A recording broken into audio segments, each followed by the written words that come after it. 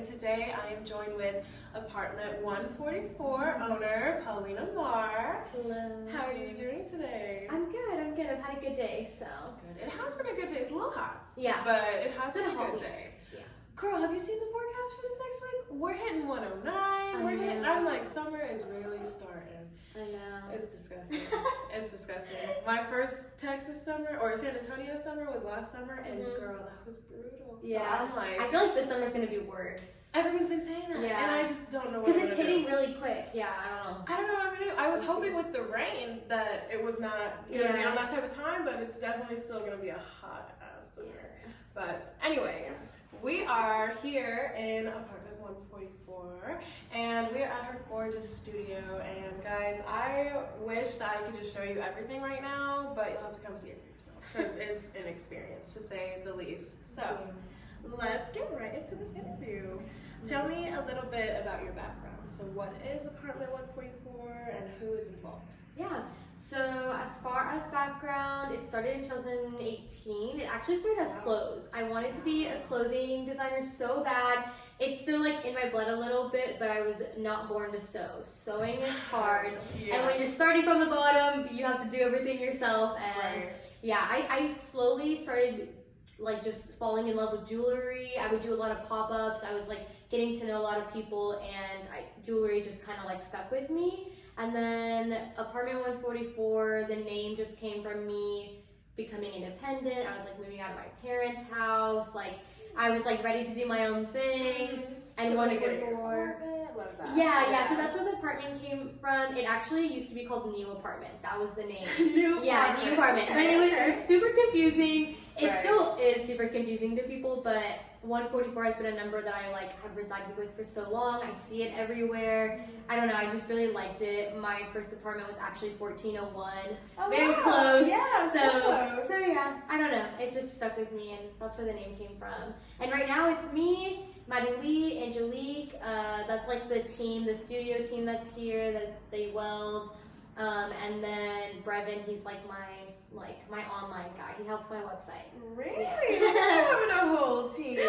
Wow. It's having a brand, doing it all on your own. It's a lot of work, and I'm so grateful to like have a space where I can like bring people in and like talk face to face. So it's made a huge difference. Yeah. No, I can imagine. It's honestly surreal being in here because. If y'all don't know, she just opened the store, like what, a month ago? Yeah, I got the studio space like April 1st, and our grand opening was a month later. Yeah, a month later, so.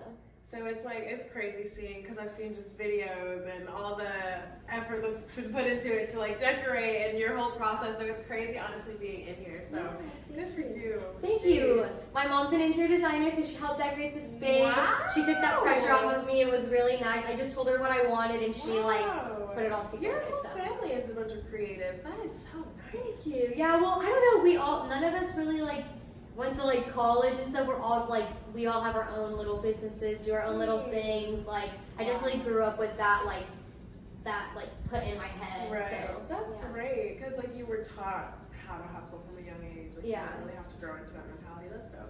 Yeah, I mean, it goes back and forth. I think like everyone's different. Other people learn how to hustle differently. So like I still have had to like figure things out on my own. And this business is starkly different from from other stuff. Yeah, so I'm still learning like a lot, but yeah, it is cool to have like I can call my sister up and she'll like give me advice, and it's nice to have. So speaking on that sense, why did you go into piercing? Especially since your heart is in clothes. How did we end up here? Well, so I started doing jewelry. I would do pop-ups. I really wanted a retail space, but I also wanted to find like more ways to connect with people. I wanted to connect like the bling in the jewelry, but then also like making memories and like I wanted to bring people together and things like that. So permanent jewelry and piercings kind of like brought that for me. I'm still able to provide with the bling and create memories there and like teach people about like the chains and your different materials, but then we also have like such a powerful way to like connect people. Like people will connect piercings with like when they graduated or like they're getting married and they want to like make sure their ears are done up, things like that. So it's nice to like put it all together. And that's what this space really allows me to do.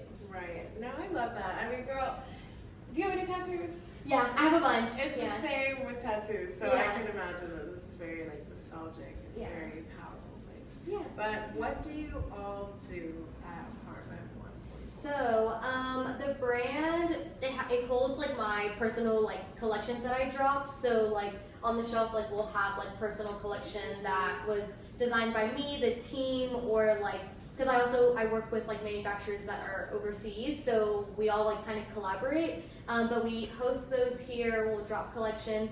We do permanent jewelry. We do the ear piercing. So we like to curate your ears, give you like a dream ear. Wow. And then again, we did just open, so there's a lot of ideas and a lot of things that are like are brewing up. But as of right now, like that's what we're doing. That's like our main thing.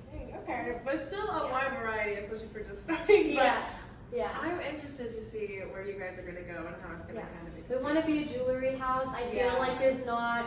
San Antonio's weird because we're such like a big little city, so there's not a lot of like jewelry, like cool places that you can go to other than your classic like Zale, like I don't even know, Pandora, like regular like stuff. So so I wanted to bring that in here, and like I wanted to give San Antonio like another place to like look up instead of just being like I want to go get pierced, I'm gonna go to like a random tattoo shop or whatever. It's like no, we like really hone it in and like teach you like knowledge about the ear and stuff. Right. No, I love that. I'm hoping selfishly that belly button piercings are in the future because I need mine done, girl.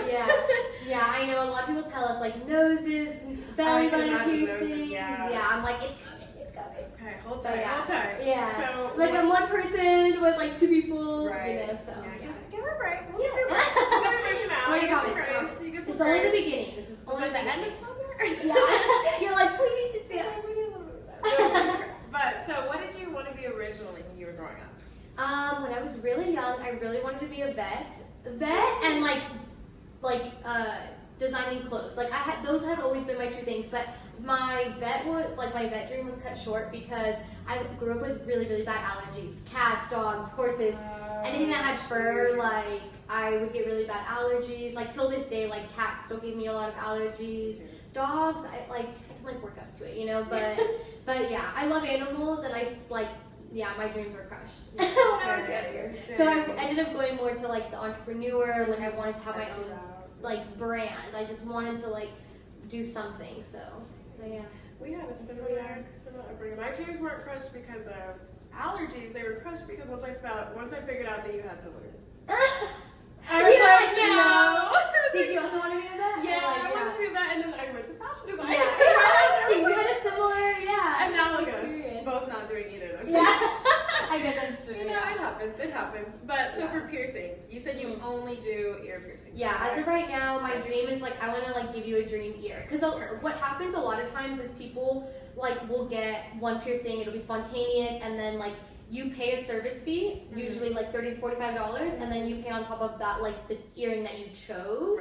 And then you know, like if you think about it, if you're doing that like every couple of times throughout the year, you're spending $30 on $30 like on top of it. So the way that we do it here is if you get 3 piercings or more, we waive the service fee. So instead of you paying, you know, all these little things, and we work with your ear, like we work with what would make sense, like with your sleeping schedule, and like I ask questions. Like I'm like, what size do you pose? Like I ask a lot of questions. I like to like have I want it to be a one and done. I want you to like get the 3 that you want on one side, let them heal, focus on the other side, and then you're done. And you're not, this isn't something that like, oh, it's taking me forever to get to that dream ear. Like, I got you. That's what we like specialize in, so.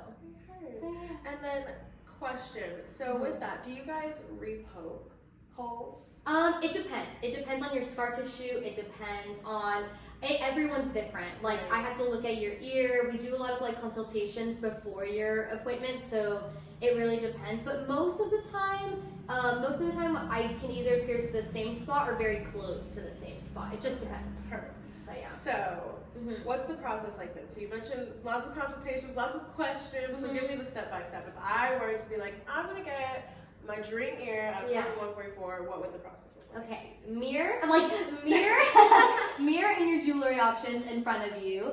I will like go in with like I kind of like start to I like to look at your ear, and like I will give my personal, like I think that will look good, I think that will look good, but then depending on like your goal, then we can like kind of like find something in the middle. Yeah, but it's a lot of just like you get to look at the jewelry options, what you want to do, placements, I like bring it up to your ear, show you like where we can like place it. And then we get to poking. I'm like, we get to poking, yeah. If you like your placement, we'll poke it, of course, sanitation, clean, wash your hands, all that good stuff. And then once you're in the chair, I like clean you up, do the little marks. If you agree, then we get to poking, and it's very quick. After we talk about the aftercare, we get into more details. I try to go kind of quick because I don't like people to sit in their like anxiety of like, there's gonna be a needle, there's this. Yeah, so, I can see that. Yeah, we sit here, we consult, and then once I move you over to the chair, it goes pretty quick because I'm like, all right, bam, bam, bam, let's go. Yeah. Nice. Look at you, and you have gold and silver options, correct? Yeah, we have gold and silver. So we prioritize like threadless posts. So if you're not a piercer, it doesn't really matter to you, like if you know about it, if you don't know about it, but if you like care about the details, we use threadless posts. They're implant grade titanium, which is really nice.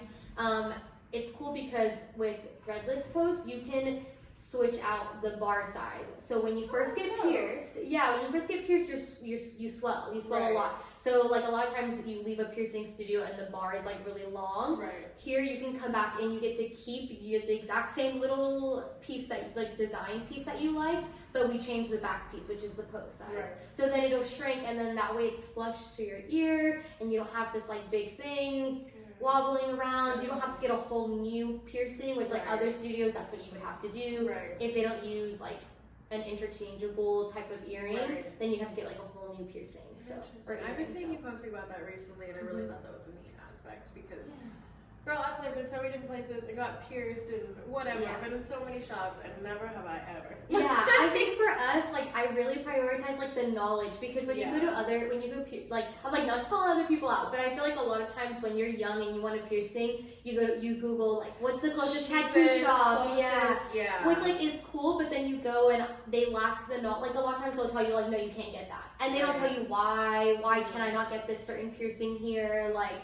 Like a lot of times they just say no to you, and they don't like encourage you or like tell you more about it. So that's what I like to do. I like to be able to like really open up the ideas and the options that you have, and like I like to hear your take on it too. I'm not just like no, no, you can't do that. Yeah, you can't do that. Yeah. Well, that's good. Good. Yeah. Now that I'm at apartment 144, you will get told yes. Yeah. So, having recently had your grand opening, so sorry that you couldn't make it, but tell me all about it. Who was there? What did you have? You had so many vendors. Talk to me.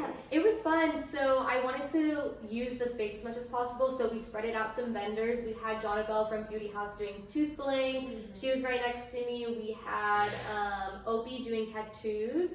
And then what else do we have? We had Eden. She makes her own jewelry. She's really into like crystals and like the material of like the stones. So she was set up here. Injection room next door came up. They were giving little coupons and stuff. Yeah. Okay. I'm like, you know the girls. I'm like, we love injection room next door.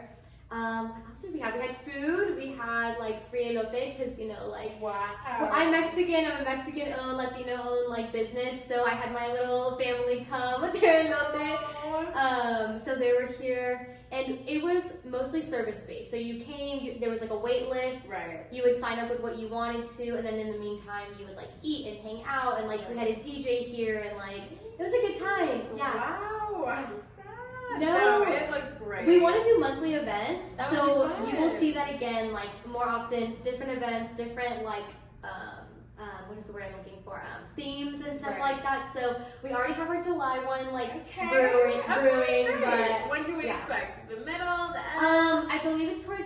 If I'm not wrong, we're planning on to doing it every third Friday or third. Hold on. I don't know. Hold on. Let me think. So more towards the end of the month. Yeah. It's either every you know what? Yeah, I think it's every third Thursday. That's what it is. Oh, it's every third Thursday. So after we'll have vendors set up, partnering. There's so many like neighboring businesses around here. I saw. Yeah. Again, San Antonio is such a big, small city. You don't realize like all these little other like hair salons that you have, and like just like all these little cool spots. So they're gonna be a part of our monthly events as well. So. Awesome. Cool. No, that'll be really fun. Yeah. You have the space for it. Like, this place is huge. I don't know. I walked in and I was like, damn. Like, there's you more. think so? That's so funny. Yeah. I don't know. I expected it to be smaller just because I knew it wasn't a lot of people in here, you know? But I'm like, no yet. yeah, no facts. She's like, I Not yet. I'm thinking big. I really do. I'm a really big like future planner. Good. Like when I saw the space and I saw all the rooms and like possibilities, my brain started turning. Girl, because honestly, nobody likes moving. You Yeah. don't want to have to upgrade your space. You every contract. time. Usually people have contract. I've contract here for a while. So Nice. Okay. So I'm excited. Yeah. So, as you mentioned about just like having so many amazing neighbors and small businesses that you don't know, what is it like being a small business owner in San Antonio in your experience? I will say, I don't know. I think I get a lot of love just because San Antonio, like I think we all, especially people around our age, I think we know that we like are missing so much like little things. Like we have our big stores, but we don't have like our local like go-to places. I think food has grown a lot in San Antonio. It's constantly popping up new things. So many good things. Gosh. Yeah, so I'm waiting for the smaller things. I want more jewelry places. I want more like small business like clothing and stuff like that. But it's been nice. There's a lot of pop-ups to do here. Like if you're ever looking to like grow your business and like you're like, where do I start? Yeah, it's just a lot of markets and you just gotta get your name out there. It might seem slow, but like it's good for people to get to know you.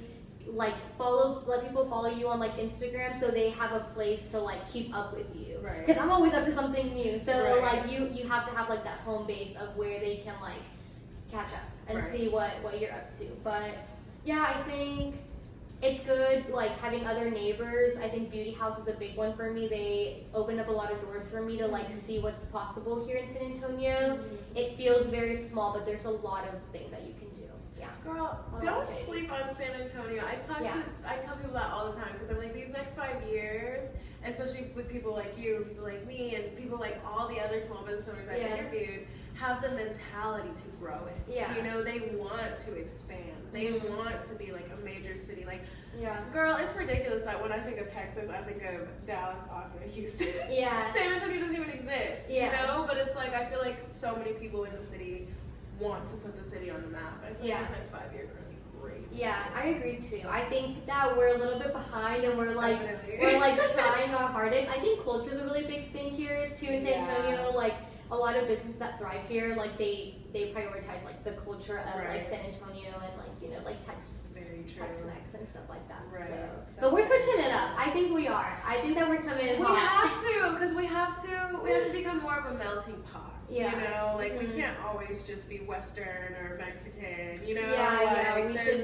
there's got to be those. Just how the food is expanding, I think like now it's time for the other industries to like really expand. Grow. Yeah, I agree. I think the thing that's interesting about San Antonio is like the mentality though, because with it being like that small town mindset, I've noticed a lot of the companies that have like longevity here that have been here for years and years and years are still doing the same thing. Like there's no change happening. Like they still don't have socials. They're still not, you know what I mean? Yeah. You gotta expand. We're in a very interesting, like, I don't know, because I'm guessing you're like in your 20s, like mid-20s. Yeah.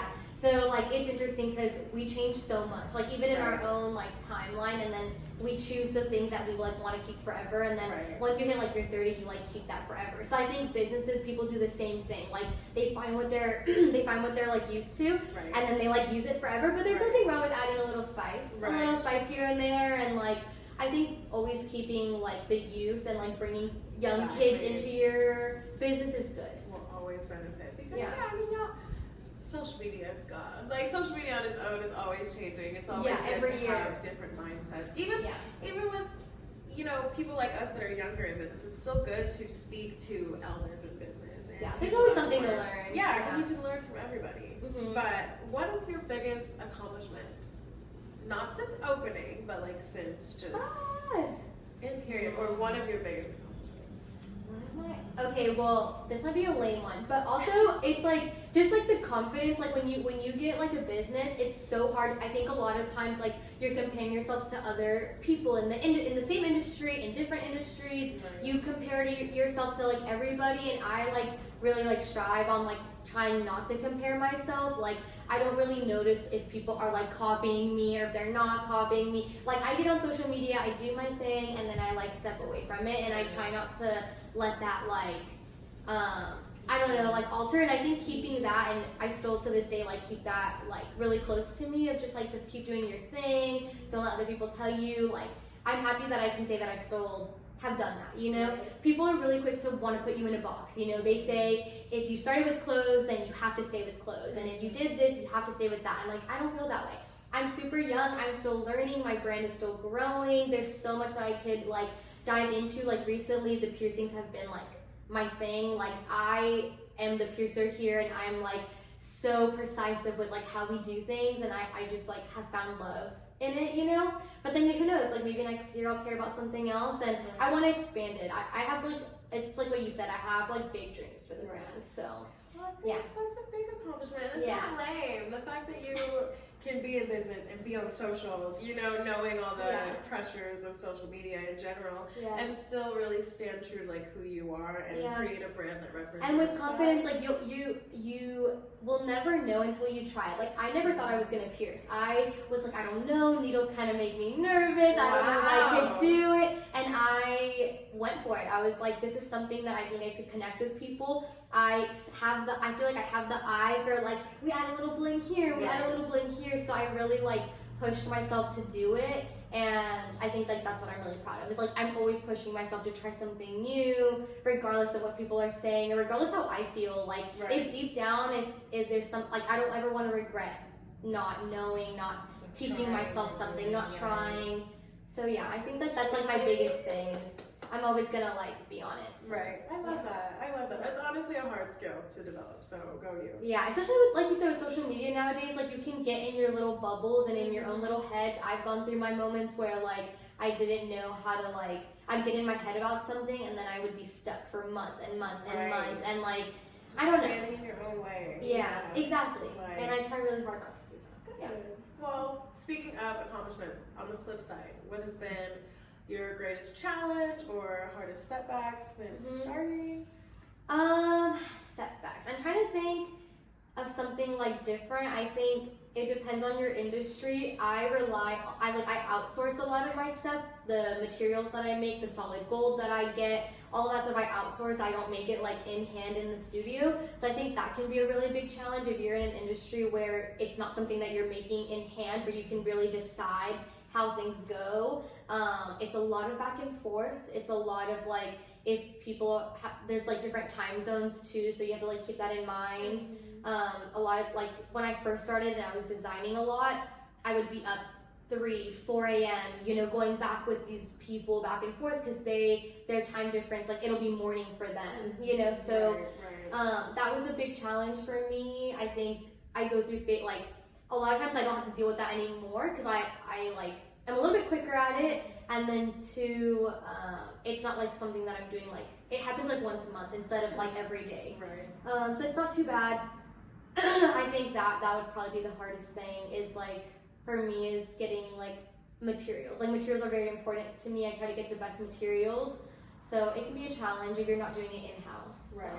No, I can see that. I can for sure see that. And you started in 2018, you said, right? So I'm sure the pandemic really threw a wrench. Or I guess you were doing clothes then, so you weren't really on. Yeah, so like 2018 to 2020, I would say, or like right before like 2020, it was mostly clothes. I was sewing. I was trying to have manufacturers like overseas, and it was really hard because clothes, it can't just be shaped as a box, you know. You care about the curves and you care about the neckline and things like that. And if you're not a professional and you didn't go to school for it, if you're trying to teach yourself, how can you, it's hard for you to teach like now another person who knows a different language than you, time difference, everything. So I would say like that can be hard. I could definitely understand. Yeah. I would say hone your craft. If you're really going to be the one doing it, hone in on it before you care about making a brand, before you care about making a name for yourself, posting on social media, because a lot of times like people will want it and they'll be like, oh, I want that, and like blah, blah, but did you really like hone in on like the skill that it's not going to break, or that the material was correct, that they can get in the pool with it, things like that. So that's always good to keep in mind. Right. No, I agree. Yeah. Girl, I feel like you have to think of so many things in the world of jewelry, like everything you just said, water, you know. even just durability. Like, Yeah. I don't know, I've had necklaces snap on me even if I'm not really doing anything per Yeah. se, or in my eyes I'm not doing anything, you Mhm. know? So I totally get it. But what are your top 3 lessons that you've learned in business so far? Let's see. I'm trying to think. What was the question? It was my top 3. Yeah, top 3 lessons that you've learned in business so far. Top 3 lessons. Oh my gosh, I don't know. I think managing people, that's one. Oh like, my God. that's a major one. Whether you're managing like consumers, so like your guests or your employees, whatever, depending on what industry you're in, or managing like your team members, managing your own time, like managing yourself, learning how to like not work overtime, not stress yourself out. Burnout is like a really big thing if you're like overworking. Right. So I would say like just like time management with your team, with yourself, things like that. That's been like a big lesson. And then what would be another one? I don't know. I'm trying to like not be repetitive. Like I'm like I don't want to say material, but material you gotta like learn about that. I don't think that's repetitive. Yeah, I'm like material. Fair lesson. Yeah, you always have to trial and errors. Like you're gonna have so many trial and errors. If you're talking about like being a brand owner or like being CEO, being founder of something, you have to go through those trial and errors to get those lessons. Right. So don't be afraid of those like errors. I know it's scary. I know it stinks when someone tells you like, oh, I didn't really like this, or I didn't really like that. Like take it, hear what they have to say, fix it, find your way around it, and like you're gonna find your lessons on there. Right. But yeah, I would say material, time management. What's another one that I would say? I don't know, social media is always changing too, so like it's a full-time job. Like it's a full-time job. Yeah, it's a full-time job, posting stories. Like you don't always have the same customer. The people that follow you on TikTok are not always the same people that follow you on Instagram. Not always the same people that follow you on Twitter or YouTube or whatever, depending on what you do. So being on top of that's still something that I am still learning. We spend so much time on making content, and then if you're only posting it on one social media and you're not spreading it to all of them, you're doing yourself a disservice because it's not always the same eyes. It's not always the same people that follow you on Twitter, on YouTube, on this. So that's something that I've been learning a lot is I take so much time making one reel, and then I need to make sure I'm posting it on YouTube Shorts. And on TikTok and on all these other, platforms. So that's something that I'm still learning and is still like an everyday thing. Yeah, and social media will be something that we learn every day for the rest of the time of our business. Because I can't even imagine where we're going to be in 5 years with it. Like you said, it's always changing. Yeah. So, if you could tell your future self one thing right now, what would you tell me? I think, oh man, I have like so many things that like pop into my head. I would say, here's the book. Yeah, I'm like actually. I would say trying to just be in the moment. I think that it's so hard to be in the moment because when you're the CEO, you have so many hats. You're doing so many things. Yes, you're planning. Yeah. So it's hard. I hate to say it because it's like something that I still battle with, but like I will say it because I tell myself every day. Make sure you're, taking in the moment. Don't be like rushing through your appointments. Like take your time. Like make it an experience. Like that's like the biggest thing. Is like don't just like it's not just a job for me. Like I love to like sit down. Let's talk. Do you need water? Like I don't know. I try to like I don't know. It's a whole thing. Yeah, it's a whole thing. It really is. Yeah. So. Yeah. No, I think that's huge. It's very hard. It's something that I have to constantly tell myself too, because you're just always living so not in the present. Yeah. You're either focusing on last year's numbers and how you can do better, or what worked last year, and then what's gonna work next year, and trying to project your year. Like it's that time management of knowing like maybe like on Mondays you do your social media work, and then on Tuesdays you do the editing, and then on Wednesdays you do the projections, Thursdays you do your appointments. Like it's you have to really learn how to spread things out. And having a team is really nice. It's not always like affordable for everybody that's starting out, but don't like forget that you have like sometimes you have like cousins and you have friends and you have like best friends. And I think there's always like a conversation that could be had about like if your goal is to be like an accountant or something. It's like, well, I have a business that needs accounting.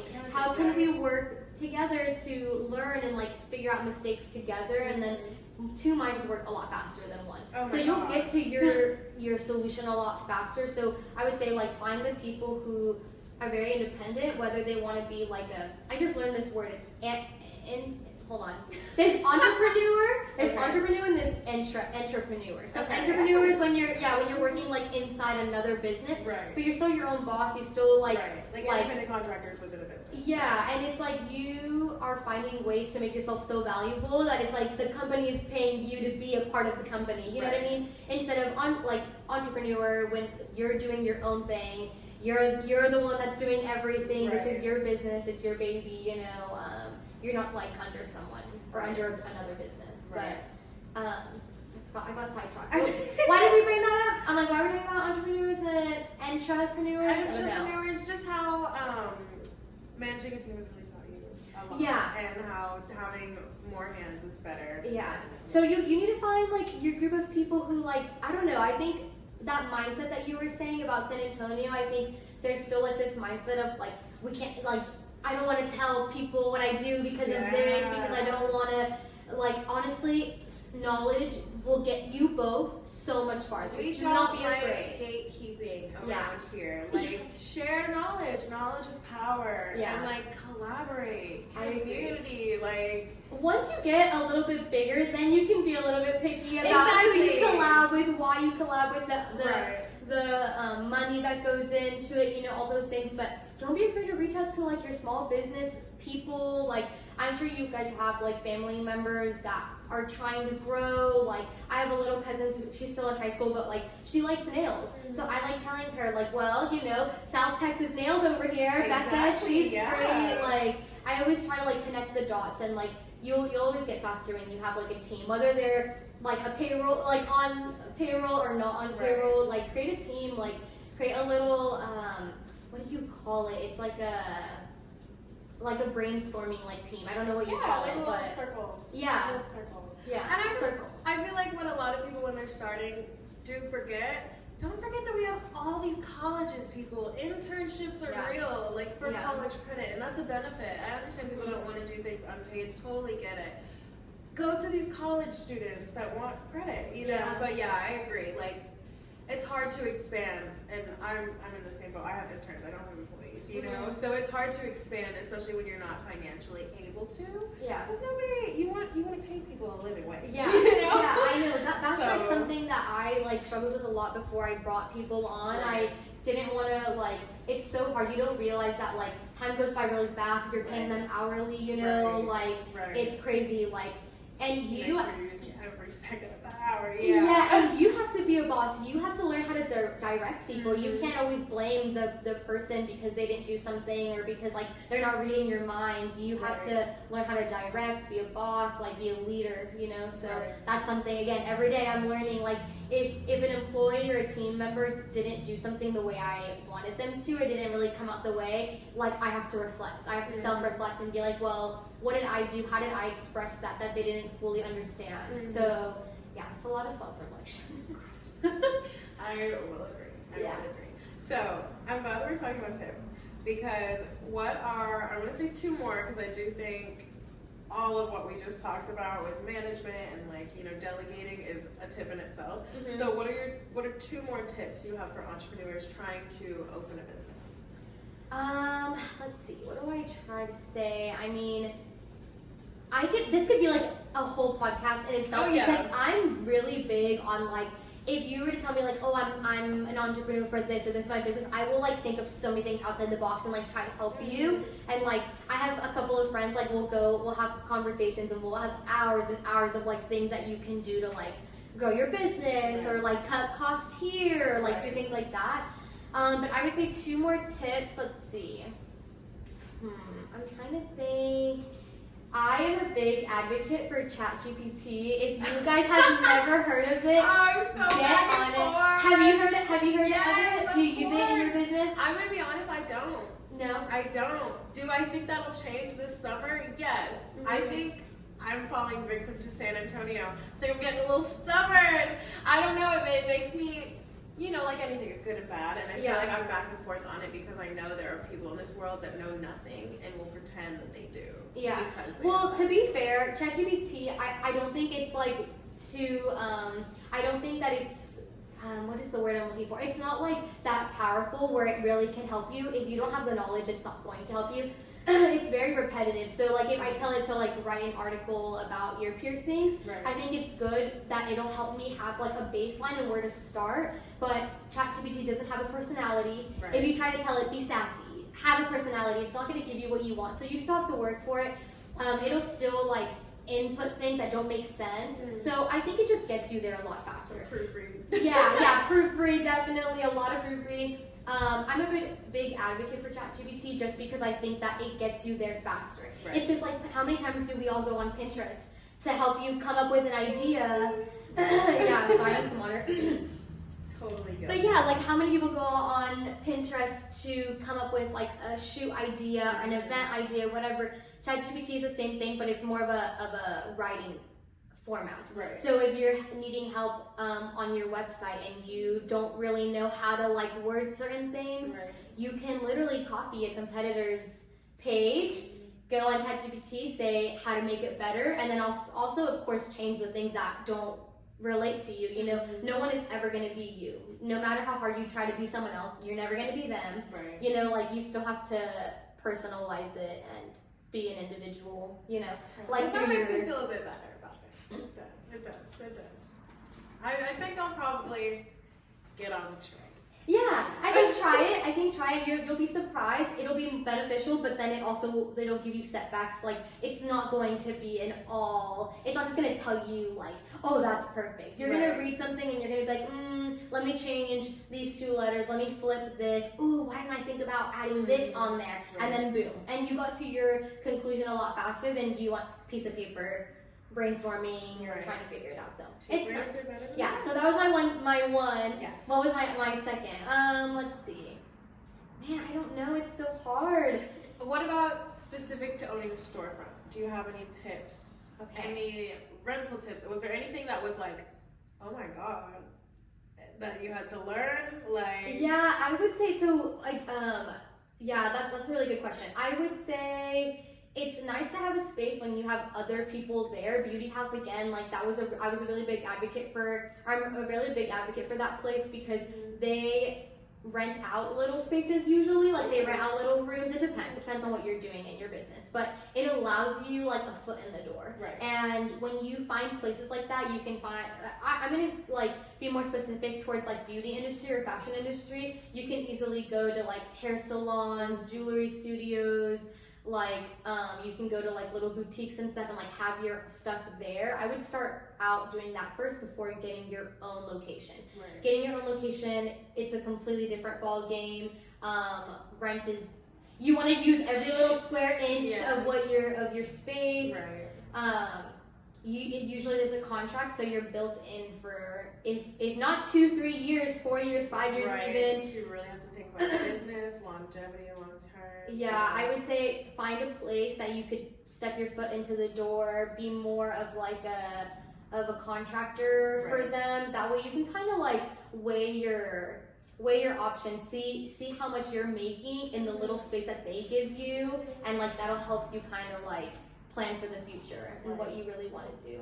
Yeah, I think that's a great tip. I think not a lot of times, because I haven't seen it too much, but I think there have been situations where someone has kind of jumped the gun in the storefront and it's, you know, just unable to keep up with the commitment and has had to close the doors, and it's like, you don't want to do that, you know? So I definitely agree. Yeah, it's scary. I mean, the thing about, you know, being a CEO and or being your, an entrepreneur and having your own business is if you stop, the business stops. Like it's just you, bro.